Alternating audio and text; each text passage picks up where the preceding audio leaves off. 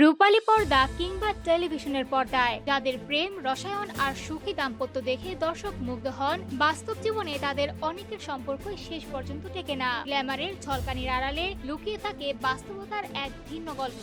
প্রথমে আসি ঢালিউডের সুপারস্টার শাকিব খান ও অপু বিশ্বাসের কথায়। 2008 সালে গোপনে বিয়ের পর তাদের সংসার চলছিল স্বাভাবিকভাবেই, কিন্তু বিয়ে ও সন্তানের বিষয়টি প্রকাশ্যে আসার পরই শুরু হয় টানাপোড়েন। হঠাৎ টিভি লাইভে অপু বিশ্বাসের উপস্থিতি এবং পারস্পরিক বোঝাপড়ার অভাব, এই বিষয়গুলোই ধীরে ধীরে তাদের সম্পর্ককে বিচ্ছেদের পথে ঠেলে দেয়। এরপর রয়েছে আলোচিত জুটি রাজ ও পরিমণি। গুণিন সিনেমার শুটিং এ প্রেম, 2021 সালে বিয়ে, সন্তান জন্ম, সব মিলিয়ে সুখী সংসারের ছবি দেখা যাচ্ছিল, কিন্তু অল্প সময়ের মধ্যে আসে বিচ্ছেদের খবর। পরিমণির পাঠানো ডিভোর্স লেটারে উঠে আসে মনির অমিল, বনিবনার অভাব, খোঁজ না নেওয়া ও মানসিক অশান্তির কথা।